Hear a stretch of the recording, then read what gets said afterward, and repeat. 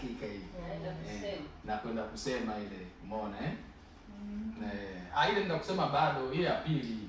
Ana mwingine unaitwa na wewe kama sikosei wa kwanza ule. Huu nakwenda kusema ni wa pili, wa tatu. Lakini naamini ataenda mbali. Kwenye maeneo uliyoimba wewe, Macha, umeandika mwenyewe?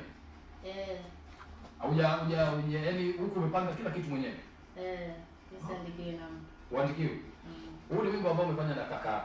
Kuna wimbo ambao umeandika mwenyewe kila kitu? Wimbo umeandika mwenyewe? Niliandika mwenyewe wimbo mmoja. Mpaka mwisho. Mpaka mwisho. Hiyo nyimbo hiyo ilikuwa inaitwa Mtaani. Unaimba Mtaani? Inaitwa Mtaani? Hujarekodi bado? Sijarekodi. Ni wasikilizaji wanaweza wakaisikia pia, yaani kuona kipaji chako kilivyo. Unaweza tukaisikia hapa ikiwa unaimba acapella, yaani bila biti. Sawa. Hata kwa biti hilo lilopo unaweza kaenda nalo. Au akupigie biti DJ Dom. Wewe ungependaje? Hata hivi vitu unaimba. Hivyo. Twende. Mimi naanza kuna kuanzishia ile. Twende sasa. Wapi na tatizo mtaani. Oh mama, wewe mtaani. Ila tatizo mtaani. Wewe jamaa, wewe mtaani. Wauko watu wanapigana, vichochoroni wanauana.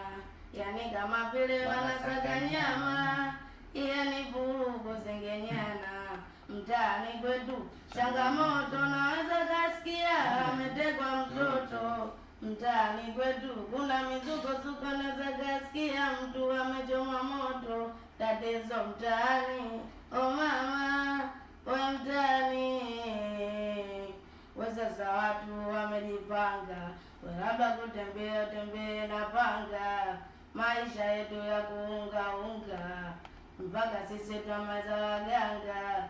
Mtaani kwetu si changamoto, naweza kasikia ametekwa mtoto. Mtaani kwetu kuna mizukosuko, naweza kasikia mtu amechomwa moto. Tatizo mtaani, oh mama, we mtaani.